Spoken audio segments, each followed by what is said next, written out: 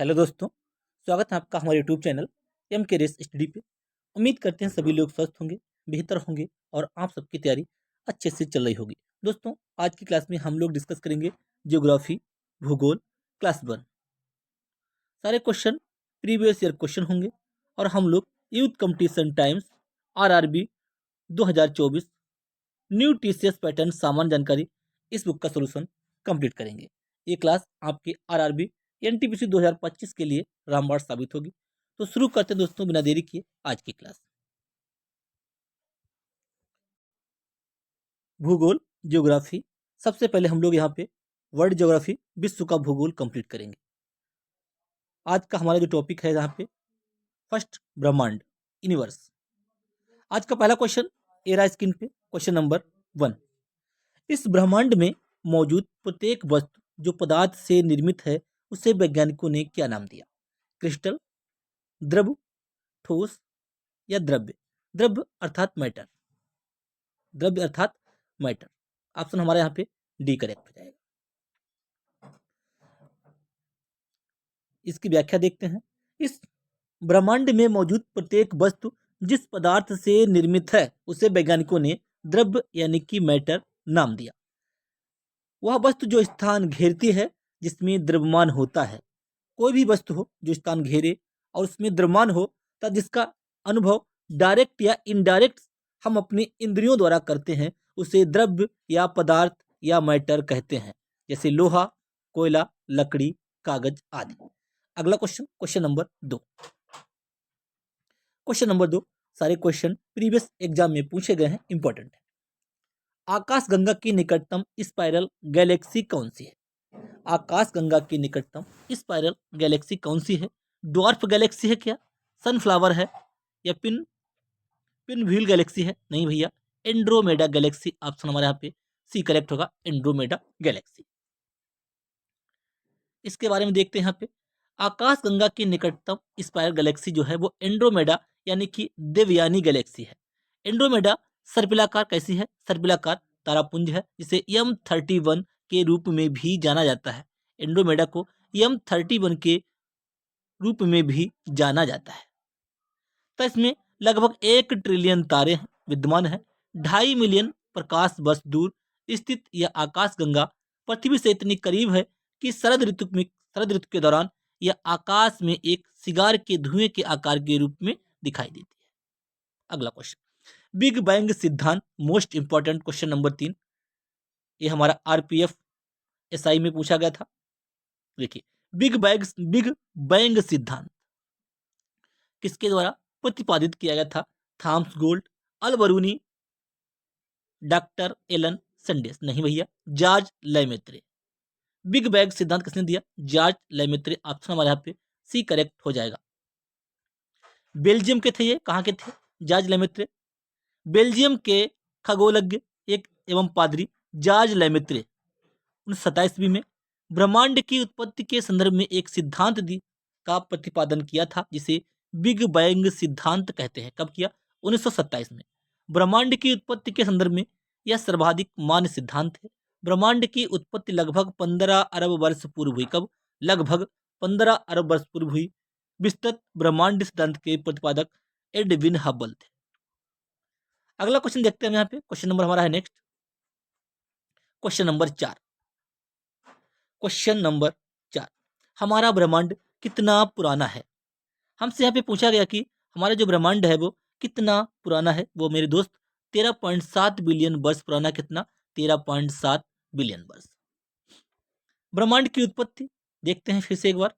ब्रह्मांड की उत्पत्ति से संबंधित अनेक सिद्धांत प्रतिपादित हुए, जिसमें महाविस्फोट या बिग बैंग सिद्धांत। आपसे पूछा जा सकता है कि महाविस्फोट का सिद्धांत किसने दिया?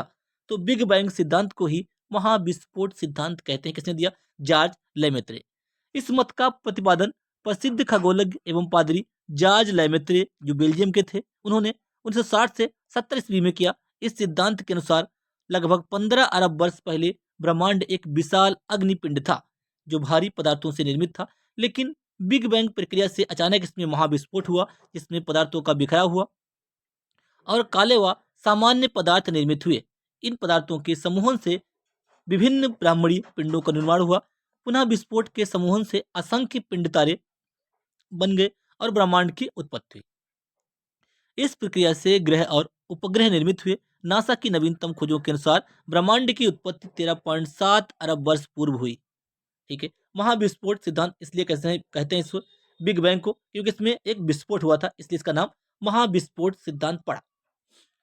अगला क्वेश्चन देखते हैं। क्वेश्चन नंबर नेक्स्ट है हमारा, जार्ज लेमेत्रे का संबंध किस क्षेत्र से जुड़ा है? देखिए, ये भी हमारा पूछा गया है एनटीपीसी में। जार्ज लेमेत्रे का संबंध किससे? महाविस्फोट सिद्धांत हम देख चुके हैं, ऑप्शन हमारा ए करेक्ट है। अगला क्वेश्चन देखते हैं। क्वेश्चन नंबर नेक्स्ट, आकाशगंगा यानी कि आकाशगंगा, मिल्की वे भी बोल सकते हैं इसमें, का आकार कैसा है? आकाशगंगा का जो आकार है वो सर्पिल आकार है, ऑप्शन हमारे यहाँ पे सी करेक्ट रहेगा। अगला क्वेश्चन देखते हैं। क्वेश्चन नंबर नेक्स्ट, इसकी व्याख्या देखते हैं पहले। आकाशगंगा, आकाशगंगा असंख्य तारों का एक विशाल पुंज है। कैसा? असंख्य तारों का एक विशाल पुंज है, जिसमें केंद्रीय बल्ज तथा 3 घूर्णनशील भुजाएं होती हैं। हमारी आकाशगंगा को मंदाकिनी, मंदाकिनी या दुग्ध मेखला या आकाश गंगा नाम दिया गया। ठीक है, इसके नाम दिए गए, जिसमें 80% आकार कैसा है? सर्पिला है, सर्पिलाकार है। इस आकाश गंगा को सर्वप्रथम गैलीलियो ने देखा था। किसने? गैलीलियो ने सर्वप्रथम इस आकाश गंगा को देखा था। अगला क्वेश्चन देखते हैं। क्वेश्चन नंबर 7, निम्नलिखित विकल्पों में से कौन सा आकाश में एक तारामंडल नहीं है? आकाश में कौन सा जो है एक तारामंडल नहीं है, वो कौन सा है? क्या शर्मिष्ठा है मेरे भाई? नहीं। सप्तऋषि है क्या? नहीं। कालपुरुष है क्या? नहीं। यह है लुब्धक। क्या है? निम्नलिखित विकल्पों में से कौन सा आकाश में एक तारामंडल नहीं है? तो ऑप्शन हमारा सी करेक्ट होगा। लुब्धक जो है वो तारामंडल नहीं है, बाकी सारे तारामंडल यहाँ पे होते हैं। देखते हैं लुब्धक क्या है। लुब्धक यानी कि साइरस तारामंडल नहीं, बल्कि यह आकाश में चमकीला तारा है। सबसे चमकीला तारा है कौन सा? लुब्धक या साइरस। आपसे साइरस भी दे सकते हैं, जो सबसे चमकीला तारा कौन सा वो है? साइरस या सीरिस या लुब्धक, याद रखिएगा। जो ओरायन तारामंडल के निकट दिखाई देता है। तारों के विभिन्न समूह द्वारा बनाई गई विविध आकृतियों को तारामंडल कहते हैं। आपने अक्सर आकाश में देखा होगा कि तारों के द्वारा अलग अलग टाइप की जो आकृतियां बनाई जाती हैं, उसे ही हम तारामंडल कहते हैं। जैसे अर्सा मेजर, सप्तऋषि, ओरायन, कैसी कैसियोपिया, इसे कहते हैं शर्मिष्ठा आदि। अगला क्वेश्चन देखते हैं यहाँ पे।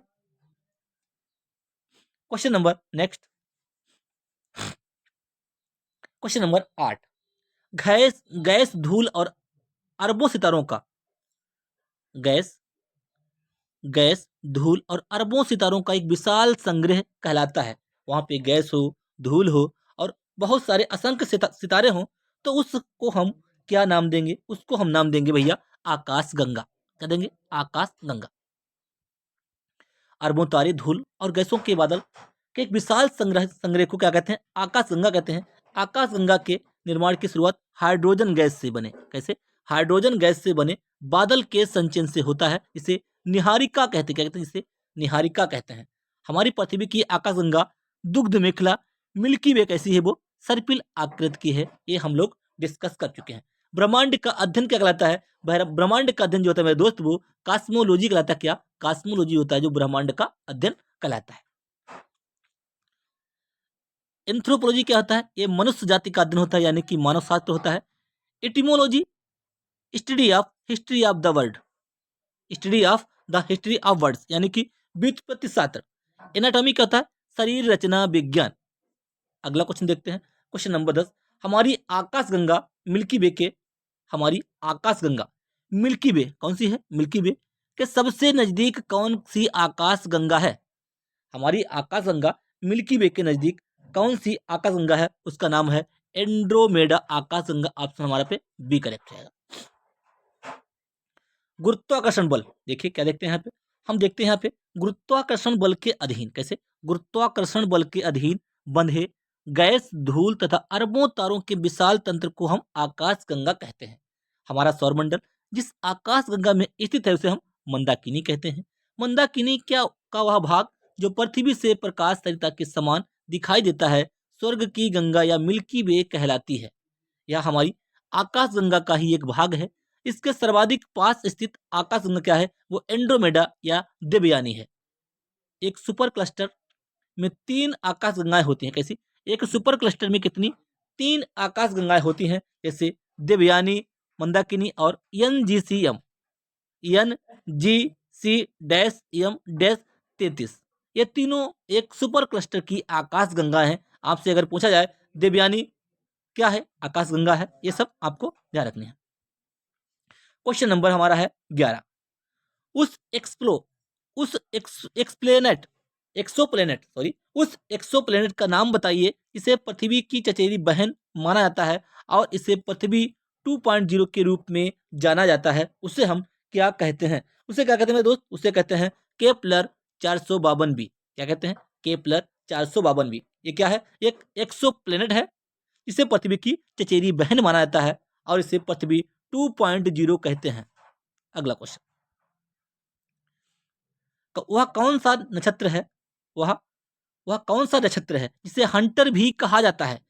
वह कौन सा नक्षत्र है जिसे हंटर भी कहा जाता है? उर्सा मेजर, स्कॉर्पियो, लियो, ओरियन। क्या है?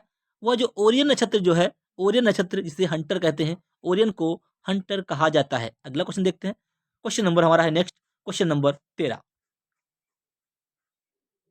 क्वेश्चन नंबर 13, किस तारे की स्थिति? सारे क्वेश्चन दोस्त प्रीवियस एग्जाम में पूछे गए हैं। अगर आपको क्लास अच्छी लग रही हो तो प्लीज क्लास को लाइक कीजिए, चैनल को सब्सक्राइब कर लीजिएगा और अधिक से अधिक शेयर कीजिएगा। किस तारे की स्थिति का पता ओरियन तारामंडल की मदद से लगाया जा सकता है? किस तारे की स्थिति का पता जो होता है वो ओरियन तारामंडल की मदद से लगाया जा सकता है। वो कौन सा है? वो है सीरियस। ऑप्शन हमारा डी करेक्ट रहेगा। हैली, हैली क्या है? हैली धूमकेतु अब कब दिखाई देगा? हैली धूमकेतु जो है वो कब दिखाई देगा? वो अब दिखाई देगा 2061 में। पिछली बार या 1986 में दिखा था, अब दिखाई देगा 2061 में। 75 या 76 वर्षों के बाद में ये दिखाई देता है। हैली धूमकेतु एक लघु अवधि धूमकेतु है जो हर 76 वर्ष बाद, कितने 76 वर्ष या देखिएगा 76 वर्ष बाद दिखाई देता है। पृथ्वी से नग्न आंखों द्वारा दिखाई देता है। पिछली बार या 1986 में और फिर से उसमें जोड़ दीजिए 1986 में। अगर हम 1986 में 76 जोड़ देंगे, 76 तो 6 6 12 के 2 8 15 16 के 6 लगभग 2062 के करीब। तो ऑप्शन हमारे यहाँ पे 2061 में करेक्ट हो जाएगा, ऑप्शन ए। ठीक है, 76 वर्षों बाद दिखाई देता है। एक प्रसिद्ध तारामंडल है, इसे शाम में देखा जा सकता है। कौन सा है? एक प्रसिद्ध तारामंडल जिसे शाम में देखा जा सकता है। इस तारामंडल को शिकारी हंटर के नाम से भी जाना जाता है। वो कौन सा तारामंडल से कहते हैं दोस्त? ओरियन। ओरियन तारामंडल को शिकारी द हंटर के नाम से भी जाना जाता है। ये शाम में देखा जा सकता है। ओरियन क्या है? ओरियन एक प्रसिद्ध तारामंडल है। कैसा? ओरियन एक फेमस तारामंडल है, इसे शाम में देखा जा सकता है। सर्द शामों में इसे उत्तरी गोलार्ध में तथा गर्मी की रातों में दक्षिणी गोलार्ध में। जब ठंड होगी तो उत्तरी गोलार्ध में, जब गर्मी होगी तो दक्षिणी गोलार्ध में। इस तारामंडल को शिकारी तारामंडल और द हंटर के नाम से जानते हैं। यह आकाशीय भूमध्य रेखा पर स्थित है। ओरियन विश्व भर में देखने वाला तारामंडल है। ये पूरे वर्ल्ड में दिखता है। सप्तऋषि तारामंडल का को अर्सा मेजर कहते हैं। जो सप्तऋषि तारामंडल है उसे हम अर्सा मेजर कहते हैं। अगला क्वेश्चन देखते हैं, क्वेश्चन नंबर हमारा 16। तारों के विभिन्न समूहों द्वारा गठित या निर्मित विभिन्न प्रतिरूप क्या कहलाते हैं? विभिन्न प्रतिरूप जो होते हैं वो क्या कहलाते हैं? वो कहलाते हैं तारामंडल। ऑप्शन डी करेक्ट होगा, तारामंडल। तारामंडल आकाश में दिखने वाले तारों के किसी समूह द्वारा निर्मित प्रतिरूप को कहा जाता है। प्राचीन भारत में तारामंडल को नक्षत्र कहा जाता। क्या नक्षत्र कहा जाता था? आधुनिक काल के खगोल शास्त्र में तारामंडल उन्हीं तारों के समूह को कहा जाता है जिन समूहों को अंतरराष्ट्रीय खगोलीय संघ की सहमति प्राप्त हो। तारामंडल के नाम उनकी आकृतियों के नाम पर रखे गए हैं जिनके समान इन तारा समूह की रचना होती है। प्रमुख तारामंडल सप्तऋषि, मृगऋषि, धनु, ध्रुव, मत्स्य, सिग्नस। याद रखिए कौन से प्रमुख तारामंडल है ये? कौन से? सप्तऋषि, मृगऋषि, सॉरी मृगऋषि नहीं, सप्तऋषि, मृगशीर्ष, सप्तऋषि, मृगशीर्ष, धनु, ध्रुव, मत्स्य, सिग्नस। ये सारे क्या है? प्रमुख तारामंडल हैं। इनके नाम याद रखिएगा, कोई भी इसमें से क्वेश्चन बन सकता है। Question number 17। क्वेश्चन नंबर 17, तारों का एक ऐसा समूह, तारों का एक ऐसा समूह जिसको उसकी आकृति से पहचाना जाता है, क्या कहलाता है? तारों का एक ऐसा समूह जिसे उसकी आकृति से पहचाना जाता है, वो क्या कहलाता है? उसे कहते हैं हम तारा मंडल। अगला क्वेश्चन देखते हैं। क्वेश्चन नंबर हमारा है नेक्स्ट, क्वेश्चन नंबर 18। मिल्की वे क्या है? हमने देखा था अभी, मिल्की वे क्या है? क्या ये नक्षत्र है, ग्रहों की व्यवस्था है, चमकता सितारा है, या फिर मिल्की वे आकाश गंगा है? हमने देखा था मिल्की वे क्या है, ये आकाश गंगा है। आगे देखते हैं। तारामंडल के नामकरण के लिए कौन सी एजेंसी जिम्मेदार है? तारामंडल के नामकरण के लिए कौन सी एजेंसी जिम्मेदार है? अंतरिक्ष कानून के लिए इंटरनेशनल संस्थान? नहीं भैया, अंतरराष्ट्रीय खगोलीय संघ। ऑप्शन बी करेक्ट रहेगा। अंतरराष्ट्रीय खगोलीय संघ तारामंडल के नामकरण के लिए जिम्मेदार है। यह पेशेवर खगोल शास्त्रियों का एक संगठन है जिसका केंद्रीय सचिवालय पेरिस, फ्रांस में है। इस संघ का ध्येय खगोल शास्त्र के क्षेत्र में अनुसंधान और अध्ययन को अंतरराष्ट्रीय स्तर पर बढ़ावा देना है। इसकी स्थापना 1919 में की गई थी। अंतरराष्ट्रीय खगोलीय संघ। देखिए, कितने तारामंडलों को नाम दिया गया है? ऐसे कितने तारामंडल हैं जिनको नाम दिया गया है? कितने में दोस्त? 88। कितने? 88 तारामंडलों को नाम दिया गया है। डायरेक्ट याद रखिएगा। खगोल शास्त्र में आकाश में दिखने वाले तारों के ऐसे समूह जो हमें एक ही तल में स्थित दिखते हैं, तारामंडल कहलाते हैं। हमारे सौरमंडल में कुल 88 तारामंडल। कितने? 88 तारामंडल है, जिसमें हाइड्रा तारामंडल सबसे बड़ा है। आपसे पूछेगा तारामंडल सबसे बड़ा कौन सा? वो है हाइड्रा। अगला क्वेश्चन, तारे मुख्यतः किससे बने बने होते हैं? जो हमारे तारे होते हैं आसमान में हम देखते हैं, वो किसके बने होते हैं? जो तारे जो होते हैं वो किसके बने होते हैं? ऑक्सीजन और हाइड्रोजन के, हाइड्रोजन कार्बन के, हाइड्रोजन और हीलियम के तारे बने होते हैं। हाइड्रोजन और हीलियम के तारे क्या होते हैं? बने होते हैं। हमारा ऑप्शन सी करेक्ट है। तारे मुख्यतः हाइड्रोजन और हीलियम से बने होते हैं। मूल तत्वों में हाइड्रोजन की मात्रा 70 से 90% तथा हीलियम की 30 से 10% तक रहती है। आकाश गंगाओं की बुनियादी प्रकार में से कौन सा नहीं है? आकाश गंगाओं की बुनियादी प्रकार में से एक नहीं है। कौन सी? रेगुलर्स नहीं है, बाकी स्पाइरल्स, इरेगुलर्स, इलिप्टिकल्स ये सारी होती हैं। ग्रेट बियर का नाम क्या है? ग्रेट बियर, ग्रेट बियर नाम है क्या है? एक गैलेक्सी है, या उपग्रह है, या नक्षत्र है, या तारा है? ग्रेट बियर क्या है? ग्रेट बियर दोस्त मेरे क्या है? ग्रेट बियर ये क्या है? एक तारामंडल है। ग्रेट बियर जो है एक तारामंडल है, यानी कि गैलेक्सी है। ऑप्शन हमारा ए करेक्ट है। ग्रेट बियर एक तारामंडल यानी कि नक्षत्र है।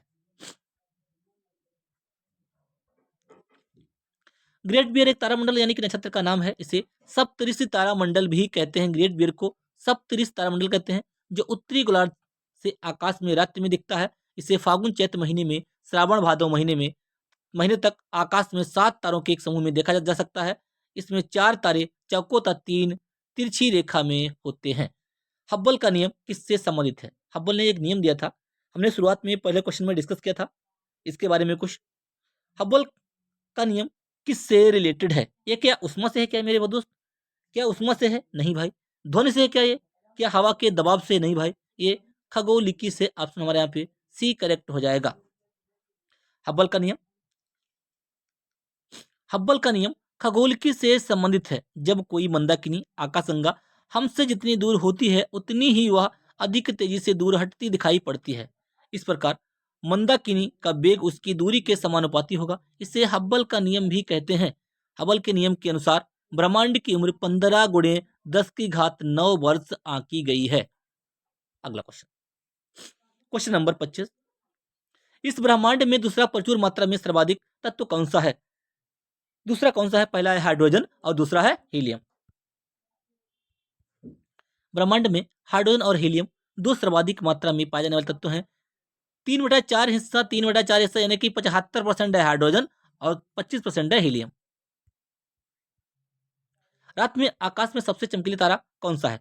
रात में आकाश में सबसे चमकीले तारा कौन सा है? वो है साइरस, साइरस ए। निम्नलिखित में से किसे एक टूटा हुआ तारा कहना उपयुक्त नहीं है?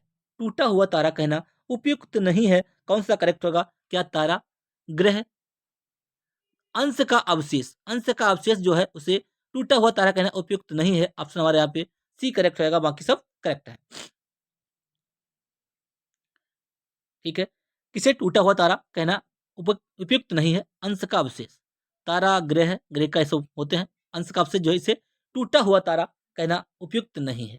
बस इसके बारे में यहाँ पे देखेंगे। यहाँ पे अंतरिक्ष में घूमते, देखिए अंतरिक्ष में घूमते धूल और गैस के पिंड जब पृथ्वी के समीप से गुजरते हैं तो पृथ्वी के गुरुत्वाकर्षण बल के कारण तेजी से पृथ्वी की ओर आ जाते हैं और पृथ्वी के वायुमंडल में आकर घर्षण से चमकने लगते हैं। जो पृथ्वी पर पहुंचने से पूर्व ही जलकर राख हो जाते हैं उन्हें उल्का पिंड कहते हैं। पृथ्वी क्या करती है, पृथ्वी जो क्या करती है वो पिंडों को अपनी ओर आकर्षित करती है। जो उसके पास पहुंच जाते हैं, जो पृथ्वी पर पहुंचने से पूर्व ही जलकर राख हो जाते हैं उन्हें उल्का पिंड कहते हैं। जो नहीं पहुंच पाते हैं, जो पहले ही जल जाते हैं, उन्हें कहते हैं उल्का पिंड। इन पिंडों को ही ब्रह्मवश टूटा हुआ तारा समझ लिया जाता है। मंगल व बृहस्पति की कक्षाओं के बीच मंगल व बृहस्पति की कक्षाओं के बीच मुख्य रूप से सूर्य की परिक्रमा करने वाले छोटे आकाशीय पिंड विभिन्न प्रकार के चट्टाने मलबे यानी कि क्षुद्र ग्रह कहलाते हैं। अगर आपसे पूछेगा कि क्षुद्र ग्रह यानी कि एस्ट्रॉइड्स कहाँ पे मिलते हैं, ये मंगल और बृहस्पति ग्रह के बीच में टूटे हुए होते हैं। ठीक है। तारों का चमकना, डायरेक्ट क्वेश्चन बनता है, तारों का चमकना किसके कारण होता है? तारों का चमकना उनके ताप के कारण होता है, टेम्परेचर के कारण होता है। तारों का मुख्य संघटक हाइड्रोजन और हीलियम है मेरे दोस्त। क्या है? हाइड्रोजन और हीलियम तारों का मुख्य संघटक है। ग्रह वे खगोलीय पिंड है। क्या? ग्रह जो वे खगोलीय पिंड है जो सूर्य का चक्कर लगाते हैं, जैसे बुध, शुक्र, पृथ्वी, मंगल, बृहस्पति, शनि, अरुण, वरुण, ये सारे क्या है? चक्कर लगाते हैं। सूर्य क्या है? सूर्य एक तारा है मेरे दोस्त, सूर्य एक तारा है। निम्नलिखित में से भिन्न को चुने। अलग इनमें से कौन सा है? तीन समान है, एक अलग है, उसको हमें यहाँ पे चुनना है। वो कौन सा है? देखिए नेपच्यून, नेपच्यून, मंगल ग्रह, शनि ग्रह। लुब्धक क्या है? बिल्कुल ये अलग है। लुब्धक क्या है? ये बिल्कुल अलग है। लुब्धक एक तारा है मेरे दोस्त। क्या है? लुब्धक जो है वो एक तारा है। लुब्धक एक तारा है जो पृथ्वी से 8.6 प्रकाश वर्ष की दूरी पर है। साइरस ए सूर्य से दोगुना व्यास द्रव्यमान वाला साइरस ए सूर्य से दोगुना द्रव्यमान वाला तारा है। यह महास्वान तारामंडल में स्थित है। रात्रि में सभी तारों में अधिक चमकीला नजर आता है। अन्य हमारे सौरमंडल के ग्रह हैं।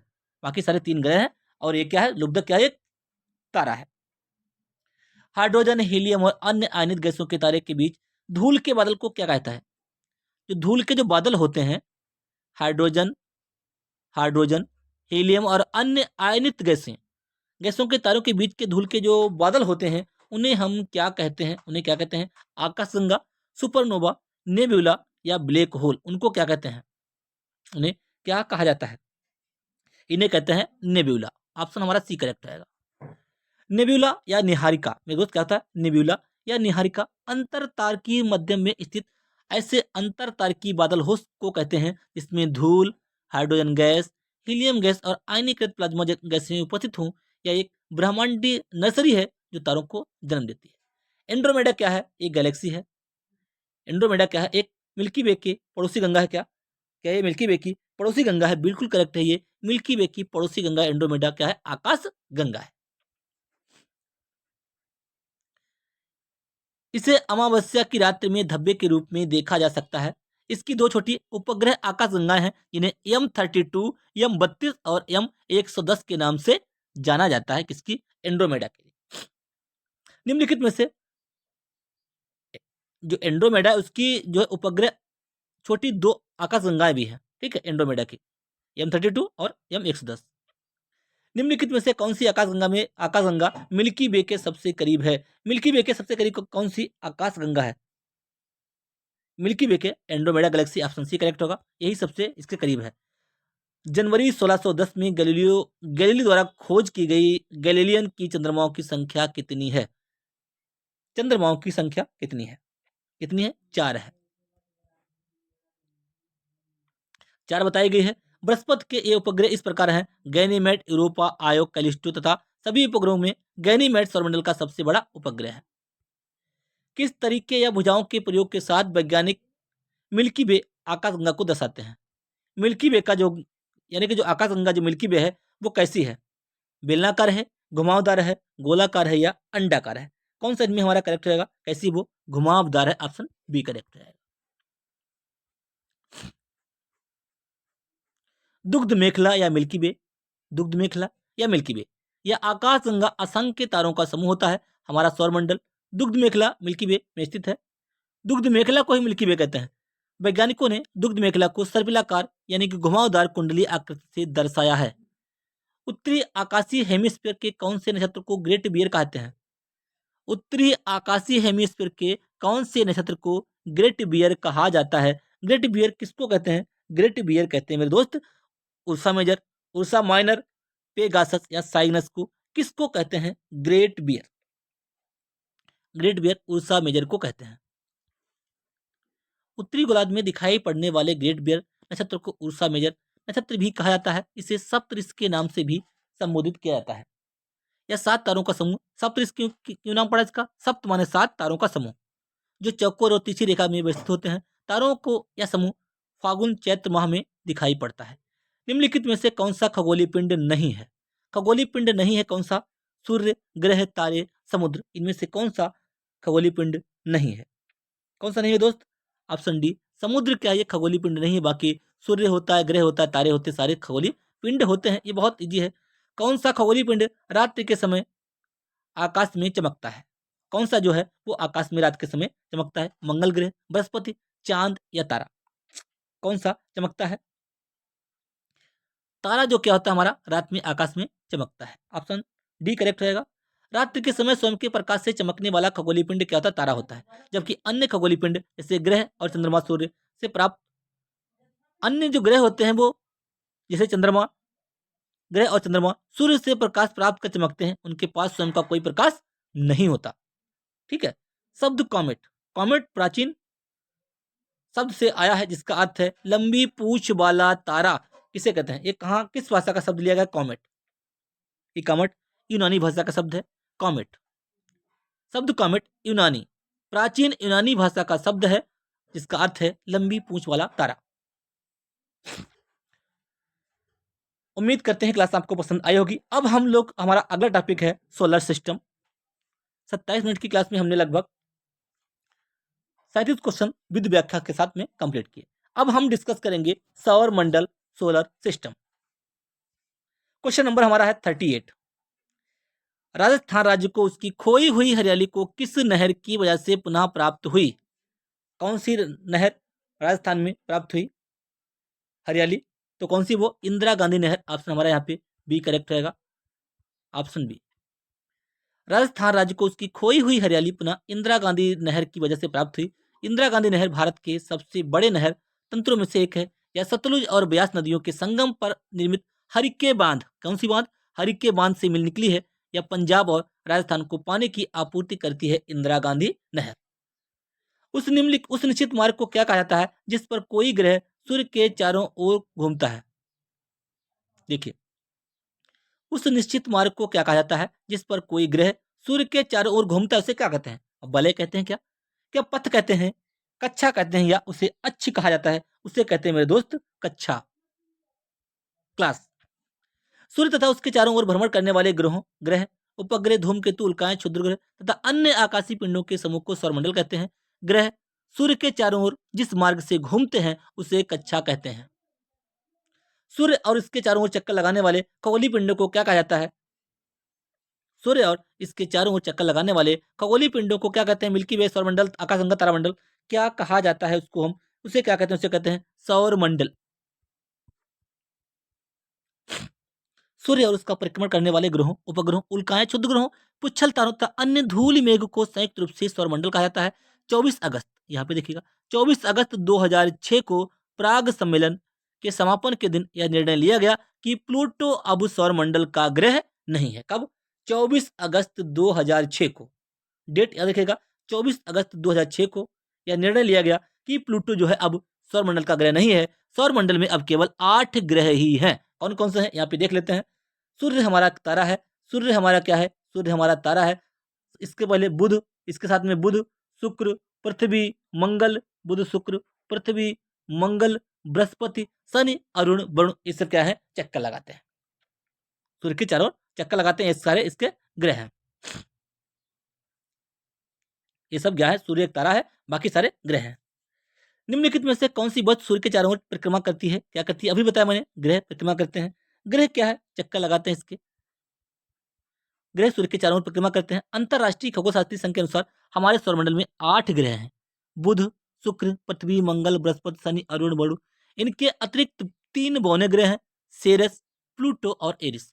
सौरमंडल के 4 आंतरिक ग्रह कौन कौन से हैं? जो पहले वाले होते हैं बुध, शुक्र, पृथ्वी, मंगल, क्या ये आंतरिक ग्रह हैं, और बाकी ये वाले बाह्य ग्रह हैं। जिन्हें स्थलीय ग्रह कहा जाता है, इनको बुध, शुक्र, पृथ्वी, मंगल को स्थलीय ग्रह कहा जाता है। क्या? स्थलीय ग्रह कहा जाता है। सौरमंडल के 4 बाह्य ग्रह कौन कौन से? बृहस्पति, शनि, अरुण, वरुण। जिन्हें जोबियन ग्रह कहा जाता है। देखिए यहाँ पे मैं बता देता हूँ, ये बुध, शुक्र, पृथ्वी, मंगल क्या है? ये आंतरिक ग्रह है। कैसे? ये आंतरिक ग्रह है। और बृहस्पति, शनि, अरुण, वरुण ये क्या है? ये बाह्य ग्रह है। मंगल और बृहस्पति के बीच में क्षुद्र ग्रह पाए जाते हैं, ये भी क्वेश्चन बनता है। ठीक है, इनको जो आंतरिक ग्रह होते हैं इनको स्थलीय ग्रह कहा जाता है, स्थलीय ग्रह कहा जाता है। और ये जो बाह्य ग्रह होते हैं इनको जोबियन ग्रह कहते हैं। क्या कहते हैं? जोबियन ग्रह कहते हैं। ये बातें आपको यहाँ पे ध्यान रखनी है। कॉपरनिक्स ने 1530 में बताया कि सूर्य ब्रह्मांड के केंद्र में है। क्या है? सूर्य केंद्र में है और सारे ग्रह इसकी परिक्रमा करते हैं। सूर्य क्या है? सूर्य केंद्र में है और जो सारे ग्रह ये हैं बुध, शुक्र, पृथ्वी, मंगल, ये सब इसकी परिक्रमा करते हैं। अगला क्वेश्चन देखते हैं। क्वेश्चन नंबर हमारा है नेक्स्ट, क्वेश्चन नंबर 42। निम्नलिखित में कथनों में से कौन सा सही नहीं है? हमें यहाँ पे देखना है कौन सा सही नहीं है।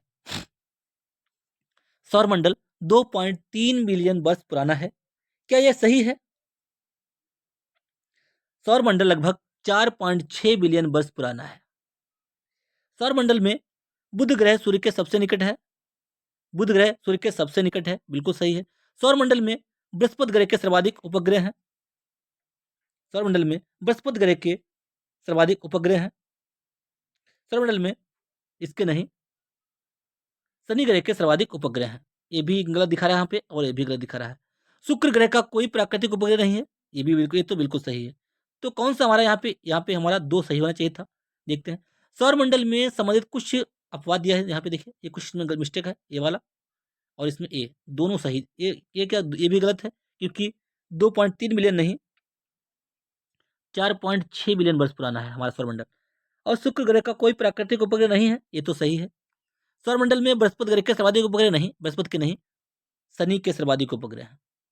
किसके? शनि के सर्वाधिक उपग्रह, यानी कि ए और सी। हमारा ए और सी जो है वो दोनों सही नहीं है। तो इसमें क्या है, इसलिए यहाँ पे स्टार, इसमें सबको नंबर मिला होगा।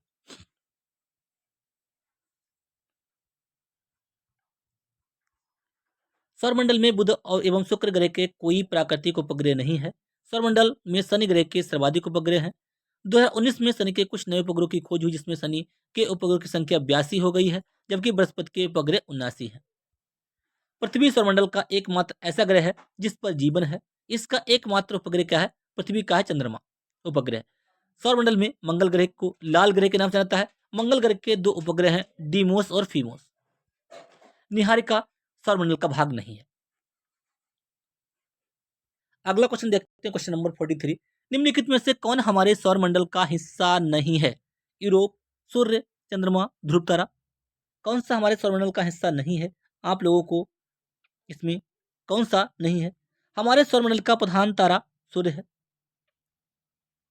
यानी कि इसका ऑप्शन हमारा डी करेक्ट है। हमारे सौरमंडल का प्रधान तारा सूर्य है। हमारे सौरमंडल में 8 ग्रह, अनेक उपग्रह, चंद्रमा और यूरोपा, शुद्ध ग्रह एवं उल्कापिंड सम्मिलित हैं। ध्रुव तारा आसमान में उत्तर की ओर दिखने वाला अत्यधिक चमकीला तारा है, जो पृथ्वी से 390 वर्ष प्रकाश वर्ष दूर है। चंद्रमा जो है पृथ्वी का एवं यूरोपा बृहस्पति का उपग्रह है।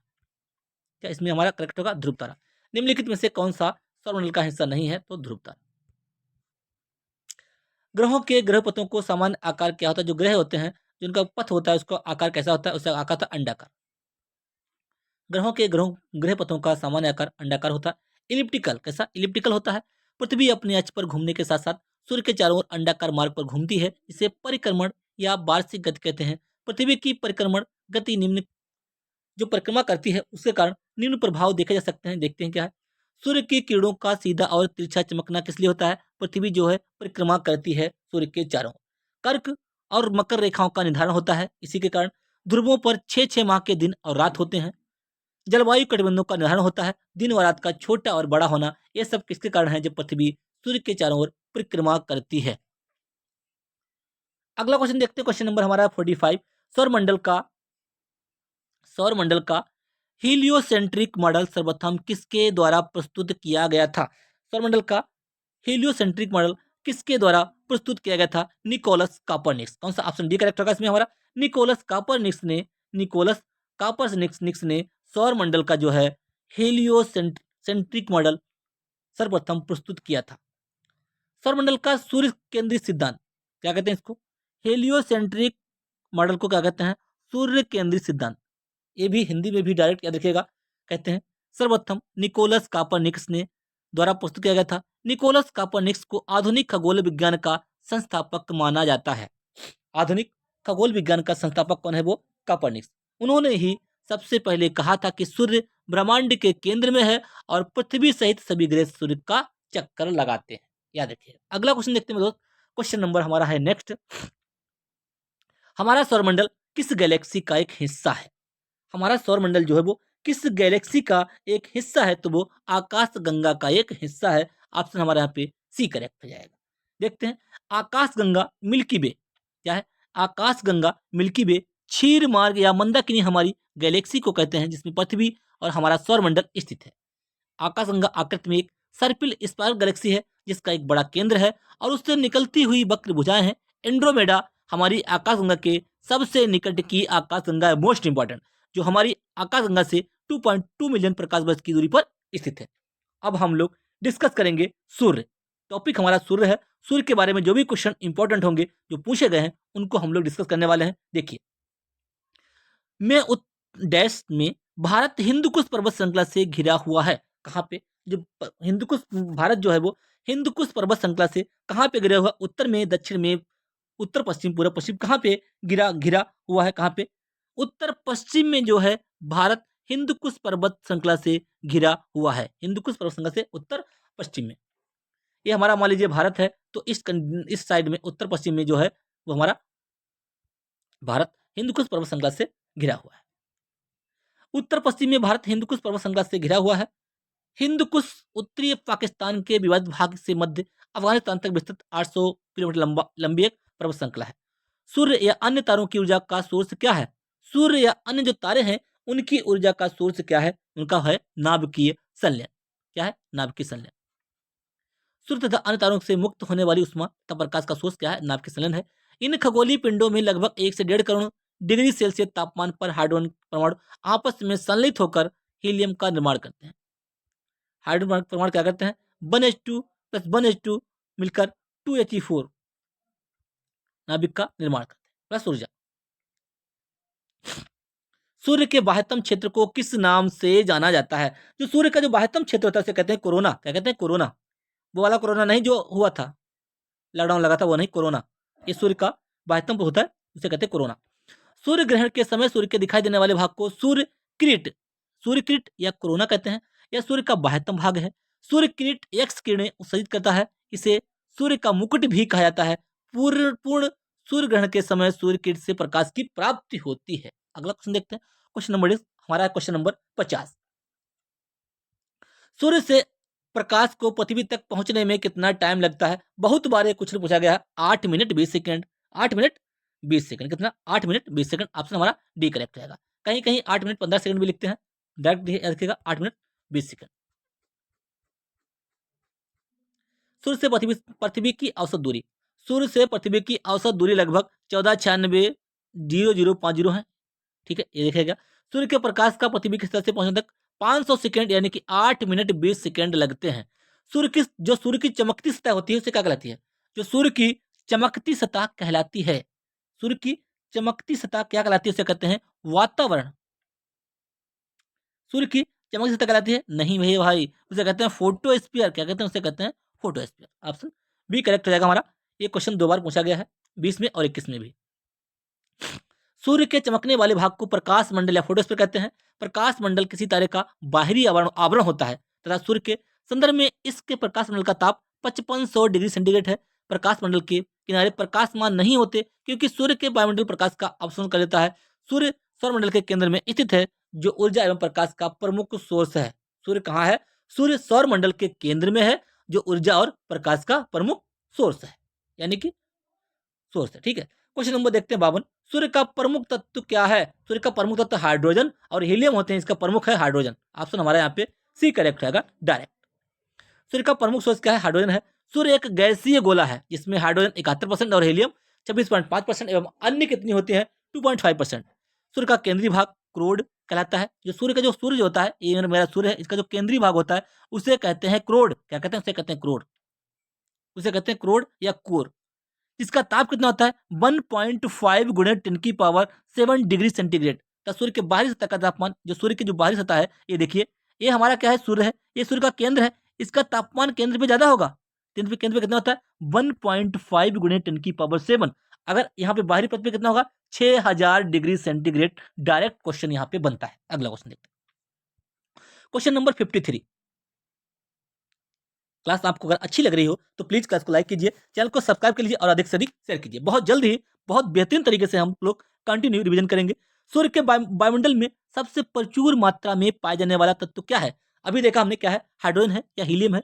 ये नहीं होगा, ये नहीं होगा। हाइड्रोजन ऑप्शन हमारे यहाँ पे सी करेक्ट रहेगा। देख चुके हैं। अगला क्वेश्चन देखते हैं। क्वेश्चन नंबर नेक्स्ट, थोड़ा स्पीड से करेंगे अब।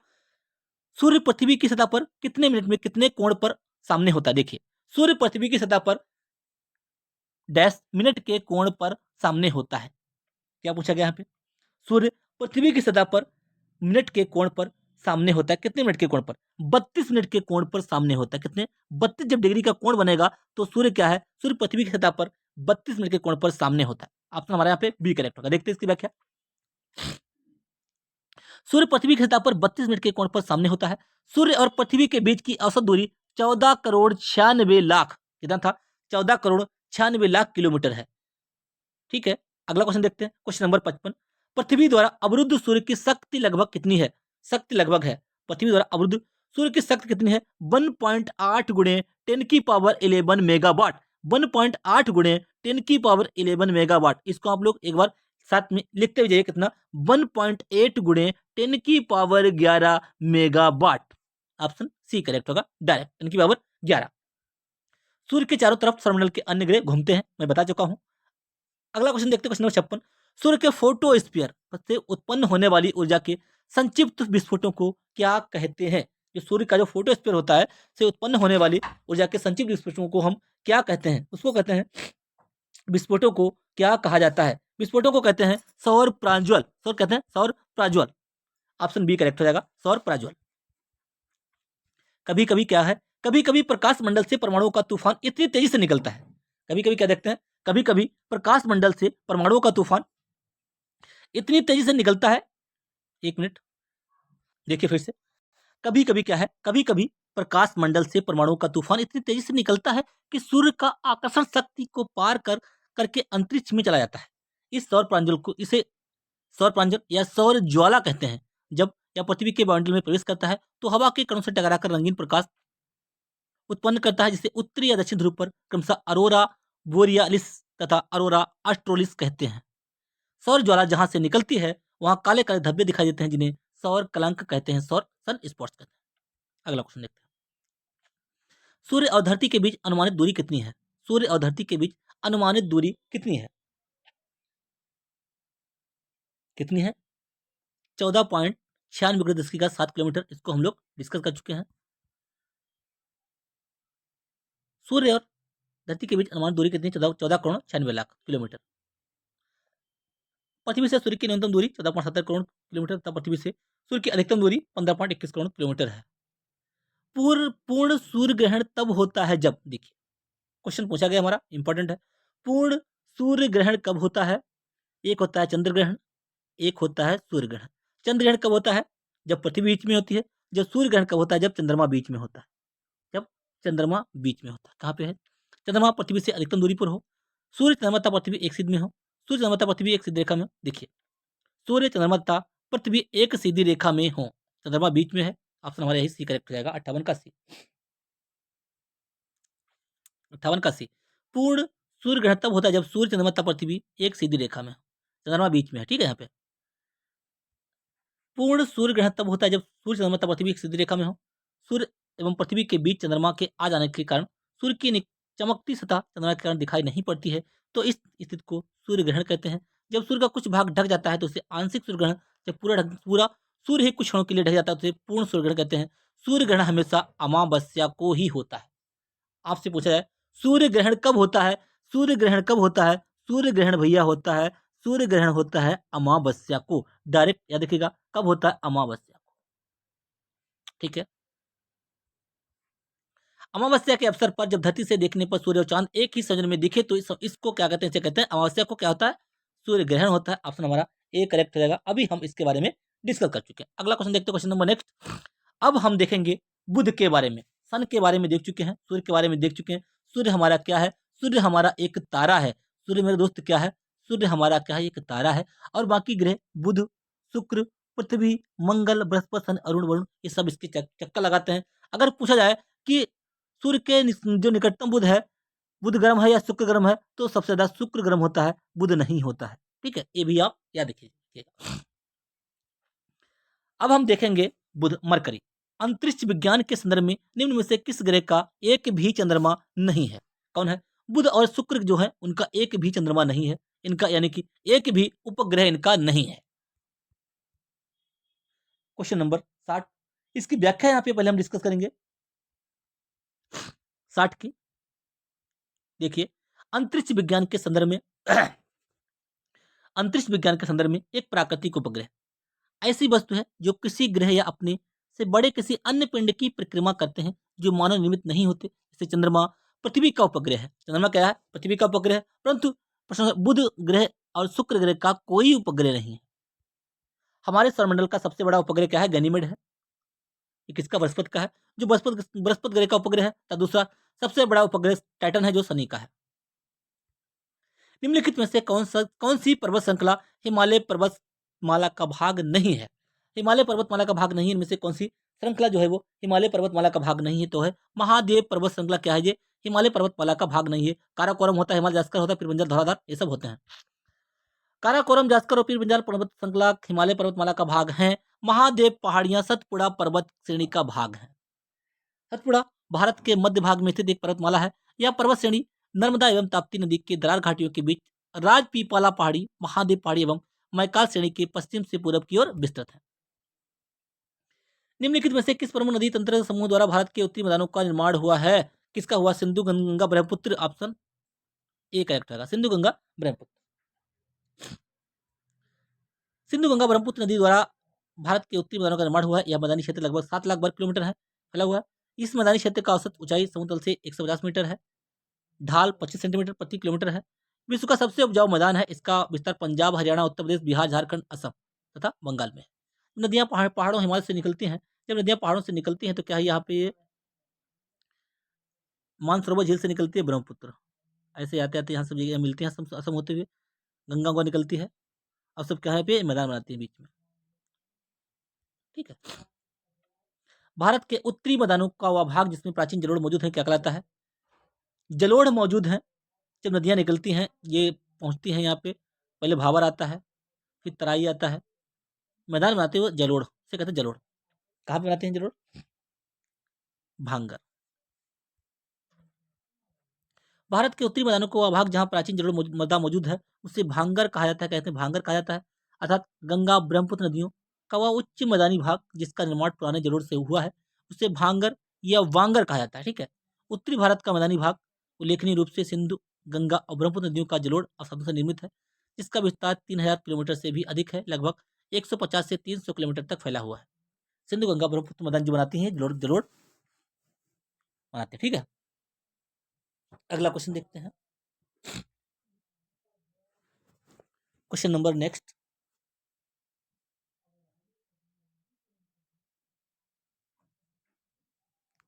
क्वेश्चन नंबर नेक्स्ट,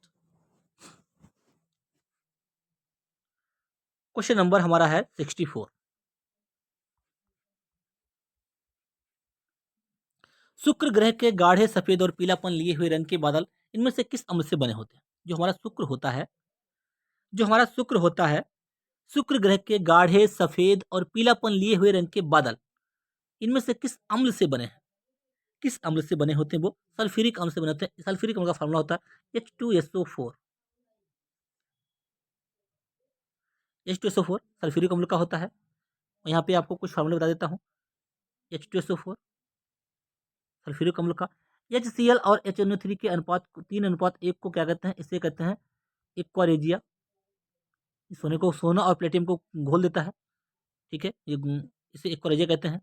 और Na2CO3 इसे कहते हैं धोने का soda. NaOH sodium hydroxide. NaHCO3 sodium bicarbonate इसे कहते हैं बेकिंग सोडा, खाने का सोडा, ठीक है। ये होता है CH3COH होता है एस्टिक अम्ल, CH3COOH होता है एस्टिक अम्ल, HCOOH होता है फार्मिक अम्ल जो चींटी के डंक में पाया जाता है, ये सिरके में पाया जाता है, एस्टिक अम्ल सिरके में पाया जाता है। और सेब में क्या होता है? सेब में होता है मैलिक अम्ल। ये सब बातें आपको ध्यान रखनी है। शुक्र के चारों ओर, शुक्र के चारों तरफ सफेद और पीले रंग के बादलों को एक घना वातावरण है जो सल्फ्यूरिक अम्ल से बने होते हैं। इन बादलों में सल्फर ही पीलापन उत्पन्न करता है। अगर पूछिए जो बादल होते हैं इनमें क्या होता है? H2SO4 होता है। जो सल्फर होता है यही पीलापन उत्पन्न करता है, जबकि संपूर्ण बादलों का 95% से अधिक कार्बन डाइऑक्साइड है।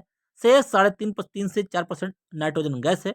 कार्बन डाइऑक्साइड की अधिकता होने के कारण यहाँ तापमान अधिक होता है। यह सबसे चमकीला एवं गर्म ग्रह है, सबसे चमकीला और गर्म ग्रह है, ठीक है, शुक्र। मैं बता चुका हूं शुक्र सबसे चमकीला और गर्म है। हमारे सौरमंडल का सबसे छोटा ग्रह कौन सा है?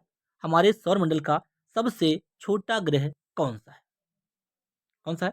डिस्कस कर चुके हैं, बुध। ऑप्शन ए करेक्ट हो जाएगा, बुध सबसे छोटा है। बुध सौरमंडल का सर्वाधिक कच्ची गति वाला ग्रह है जो लगभग 48 किलोमीटर प्रति सेकंड की गति से सूर्य की परिक्रमा सबसे कम समय यानी कि 88 दिनों में करता है। इसका क्रोड लोहे का बना है। अधिक ताप एवं कम पलायन वेग के कारण इस पर वायुमंडल नहीं मिलता। इस पर क्या है? वायुमंडल नहीं मिलता। किस लिए कि नहीं मिलता? इसका क्रोड क्या है? वो लोहे का बना है। अधिक टेम्परेचर एवं कम पलायन वेग के कारण इस पर वायुमंडल नहीं मिलता। हमारे सौरमंडल का सबसे छोटा ग्रह बुध बुध है। यह सूर्य की सबसे नजदीक है, सबसे पहले पड़ता है सूर्य के बाद में। इसके पास कोई उपग्रह नहीं है, बुध और शुक्र के पास नहीं है।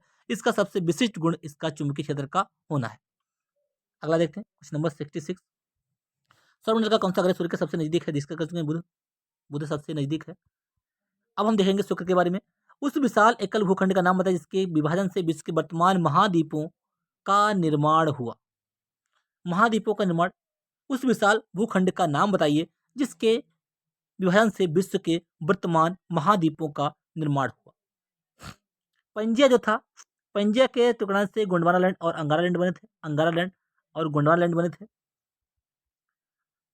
महाद्वीपों का निर्माण किससे हुआ? इसके बारे में हम यहाँ पे देखेंगे किससे हुआ, तो पंजिया से ही हुआ। महाद्वीपों का निर्माण पंजिया से हुआ। ऑप्शन हमारे यहाँ पे ए करेक्ट हो जाएगा। अल्फ्रेड वेगनर, अल्फ्रेड वेगनर के महाद्वीपीय विस्थापन सिद्धांत, डायरेक्ट क्वेश्चन बन सकता है यहाँ से। कौन सा? देखिए, महाद्वीपीय विस्थापन सिद्धांत किसने दिया? अल्फ्रेड वेगनर ने। किसने? अल्फ्रेड वेगनर ने महाद्वीपीय सिद्धांत दिया। के अनुसार सभी महाद्वीप के अकेले भूखंड से जुड़े हुए थे। एक अकेला भूखंड से जुड़े हुए थे। सभी महाद्वीप इस भूखंड के भाग थे तथा यह एक बड़े महासागर से घिरा हुआ था। उन्होंने इस बड़े महाद्वीप को पंजिया नाम दिया, जिसका अर्थ है संपूर्ण पृथ्वी तथा विशाल महासागर को पैंथालासा कहा जाता है। इसका अर्थ है जल ही जल। अगला क्वेश्चन देखते हैं, क्वेश्चन नंबर हमारा है 68। इनमें से कौन सा ग्रह दक्षिणावर्त दिशा में घूमता है? जो कौन सा ग्रह है वो दक्षिणावर्त यानी कि clock wise direction, clock wise जैसे घड़ी घूमती है उस दिशा में घूमता है हमारा। इनमें से कौन सा हमारा करेक्ट हो जाएगा? क्वेश्चन नंबर 68 में कौन सा करेक्ट होगा? हमारा शुक्र। शुक्र पृथ्वी का निकटतम ग्रह है। इसे सांझ का तारा, शुक्र को सांझ का तारा और भोर का तारा कहते हैं। पृथ्वी की जुड़वा बहन इसको भी कहते हैं, ठीक है। इसका कोई उपग्रह नहीं है।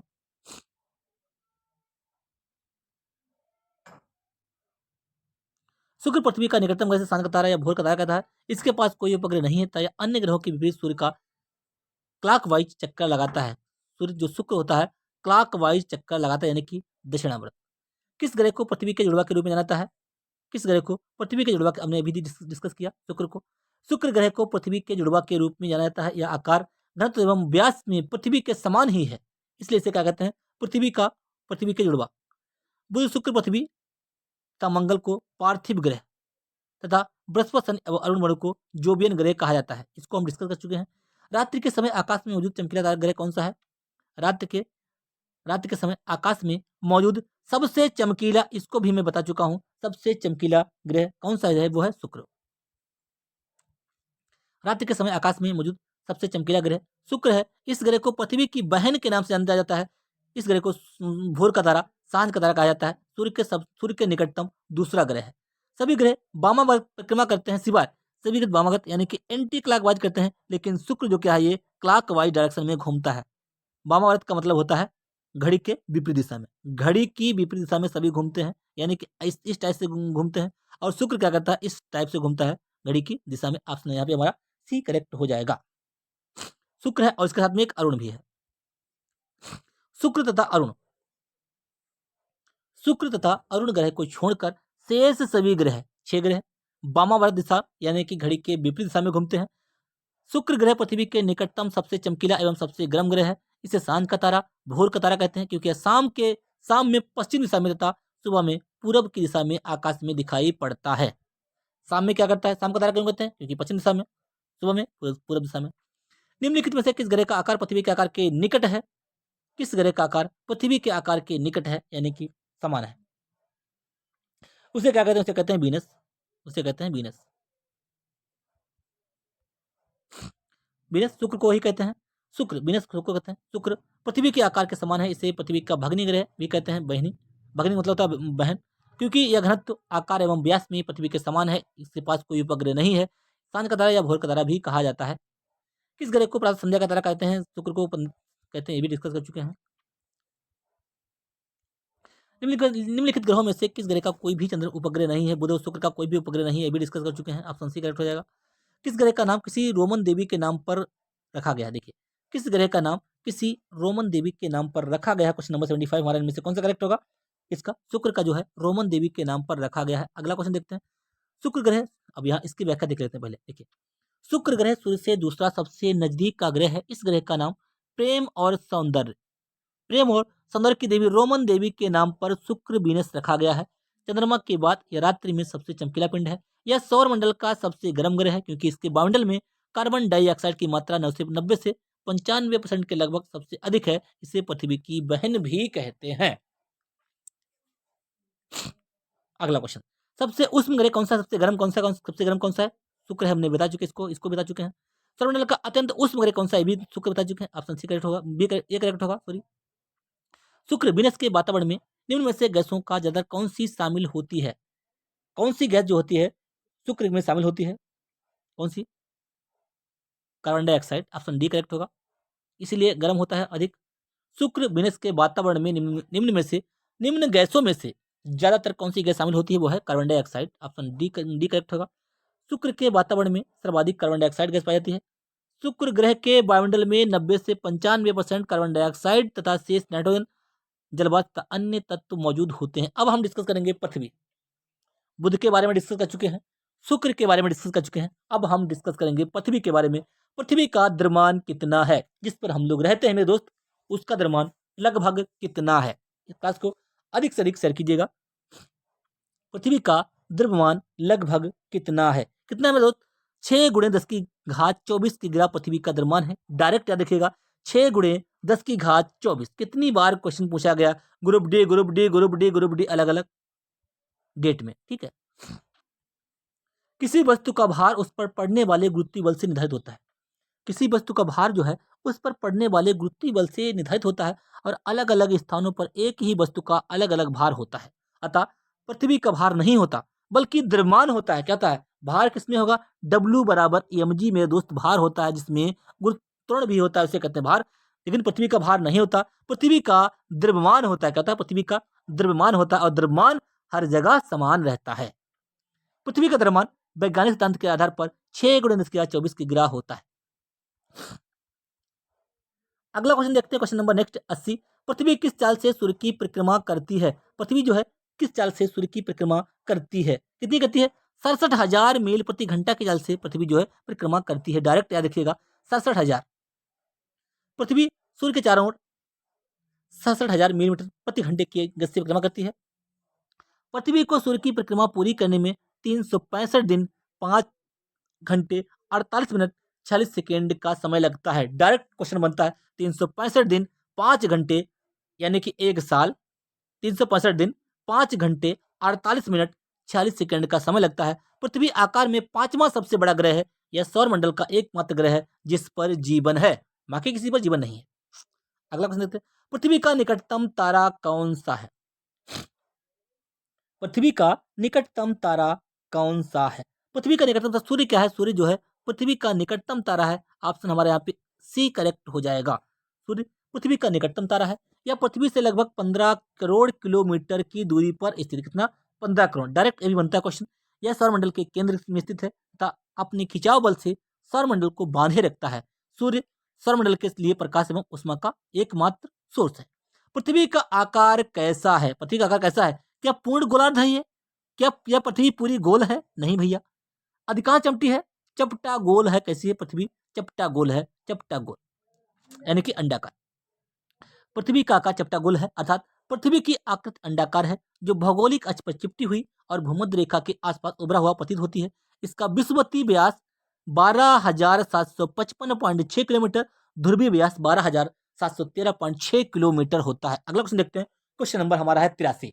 धरती के प्राकृतिक उपग्रह कितने हैं? धरती के यानी कि पृथ्वी के कितने हैं मेरे दोस्त? एक है, क्या है? चंद्रमा। ऑप्शन डी करेक्ट होगा। अगला देखते हैं क्वेश्चन। पृथ्वी का प्राकृतिक उपग्रह कौन सा है? पृथ्वी का चंद्रमा है, ये भी देख चुके हैं। डी करेक्ट होगा। पृथ्वी पर मौजूद सभी ऊर्जाओं का मुख्य सोर्स इनमें से कौन सा है? पृथ्वी पर मौजूद सभी ऊर्जाओं का मुख्य सोर्स कौन सा है? देखिए इसमें हमारा कौन सा करेक्ट हो, कौन सा होगा भैया? डी, सूर्य। क्या है? पृथ्वी पर मौजूद सभी ऊर्जाओं का मुख्य सोर्स क्या है? वो सूर्य है। ऑप्शन डी करेक्ट होगा। पृथ्वी पर उपस्थित ऊर्जाओं में अधिकतर का संबंध सीधे यानी डायरेक्ट रूप से सूर्य से होता है, अर्थात पृथ्वी पर उपस्थित सभी ऊर्जाओं के लिए सूर्य एक प्रमुख कारक है। भैया क्या करता है? सूर्य जब होता है, सूर्य अपनी किरणें जब पृथ्वी पर भेजता है तो प्रकाश संश्लेषण होता है। प्रकाश संश्लेषण में क्या होता है? पेड़ पौधे जो है ऑक्सीजन को छोड़ते हैं, ऑक्सीजन को हम लोग ग्रहण करते हैं, फिर ये कार्बन डाइऑक्साइड को सोखते हैं। इस तरह क्या है, पृथ्वी पर जो सूर्य जो है इसलिए बहुत इंपॉर्टेंट रोल निभाता है। अगला क्वेश्चन देखते हैं। क्वेश्चन नंबर हमारा है क्वेश्चन नंबर 86। क्वेश्चन नंबर है हमारा 86। लगभग हमारा टाइम जो है 1 घंटे की क्लास हमारी कंप्लीट हो चुकी है। अब हम डिस्कस करेंगे क्वेश्चन नंबर 86। पृथ्वी के वायुमंडल में ऑक्सीजन का कितना परसेंटेज है? 21% ऑक्सीजन है। नाइट्रोजन कितनी है? 78% हमारी नाइट्रोजन है। ये डायरेक्ट याद रखिएगा। वायुमंडल में अनेक गैसों का मिश्रण है जिसमें ठोस और तरल पदार्थों के कण असमान मात्रा में तैरते रहते हैं। जैसे नाइट्रोजन सबसे अधिक है 78%, उसके बाद ऑक्सीजन 21%, आर्गन कितनी है? 0.93%, डायरेक्ट 0.93%। कार्बन डाइऑक्साइड कितनी है? 0.03%। नियॉन कितनी है? 0.02%। तथा हीलियम कितनी है? 0.0005%। हाइड्रोजन कितनी है? 0.00005 आदि गैसों का स्थान आता है। इतना तो आपको हर हाल में याद रखना है। सबसे अधिक है नाइट्रोजन, फिर है ऑक्सीजन, फिर हमारी है आर्गन, फिर है कार्बन डाइऑक्साइड, बाकी अदर गैसें हैं। Nitrogen 78, oxygen 21, argon 0.093, carbon dioxide 0.003%। Question number है अब हमारा 87। पृथ्वी के चारों ओर क्या है? एलपी टेक्नीशियन में क्वेश्चन पूछा गया है। पृथ्वी के चारों ओर एक पूरा चक्कर लगाने में चंद्रमा द्वारा किया गया कार्य निम्नलिखित में से किसके बराबर है? किसके बराबर है मेरे भाई? किसके बराबर है? पृथ्वी द्वारा एक पूरा चक्कर लगाने में चंद्रमा द्वारा किया गया कार्य निम्नलिखित में किसके बराबर है? क्या जब पूरा चक्कर लगाओगे जहां से जाएगा कार्य बराबर होता है W बराबर F/D या S विस्थापन। जब यहां से तुम चलोगे फिर यहीं पे घूम के यहाँ पे आ जाओगे तो विस्थापन कितना होगा? 0। जब विस्थापन 0 तो कार्य 0, जब विस्थापन 0 तो कार्य 0। ऑप्शन बी हमारा यहाँ पे करेक्ट होगा। उम्मीद करते हैं आपको समझ में आ गया होगा। विस्थापन, अगर मान लो हम यहाँ से चले और यहाँ से गए फिर यहाँ घूम घूम के फिर यहीं पे आ गए तो हमने कार्य कुछ नहीं किया, हमारा विस्थापन हो गया 0 तो हमारा कार्य भी 0 हो गया। दूरी तो दूरी चले हैं भाई। वृत्ताकार पथ पर एक पूरा चक्कर लगाने के बाद किसी पिंड के द्वारा किया गया कुल कार्य शून्य होता है अतः पृथ्वी के चारों ओर एक पूरा चक्कर लगाने में चंद्रमा द्वारा किया गया कार्य शून्य के बराबर होगा। चंद्रमा का परिक्रमण पथ पृथ्वी के समान दीर्घ वृत्ताकार पथ पर होता है। पृथ्वी किस प्रकार का खगोलीय पिंड है? पृथ्वी जो है वो किस प्रकार का खगोलीय पिंड है? उपग्रह है क्या पृथ्वी? क्या ग्रह है? ये धूमकेतु या तारा है? क्या है? बहुत बार डिस्कस पृथ्वी क्या है? ग्रह है और उसका उपग्रह है चंद्रमा। पृथ्वी का उपग्रह है चंद्रमा। आरआरबी जेईई में क्वेश्चन पूछा गया है ये। सौरमंडल में कितने? सौरमंडल में 8 ग्रह हैं। सूर्य से दूरी के अनुसार बुध, शुक्र, पृथ्वी, मंगल, बृहस्पति, शनि, अरुण, वरुण है। सूर्य से दूरी के हिसाब से पृथ्वी तीसरा ग्रह है। ठीक है, अंतरिक्ष से देखने पर पृथ्वी नीले रंग की दिखाई पड़ती है, इसलिए इसे नीला ग्रह भी कहते हैं। पृथ्वी को नीला ग्रह भी कहते हैं। नेपच्यून के अलावा कौन सा, आज की क्लास में हम लोग 100 क्वेश्चन कंप्लीट करेंगे। देखते हैं 100 क्वेश्चन कहां तक पहुंचते हैं। नेपच्यून के अलावा कौन सा ग्रह ब्लू प्लेनेट यानी कि नीला ग्रह, कौन सा? पृथ्वी है, बता चुके हैं भैया। जीपीएस उपग्रह कितनी बार पृथ्वी की परिक्रमा करता है? जीपीएस उपग्रह कितनी बार परिक्रमा करता है?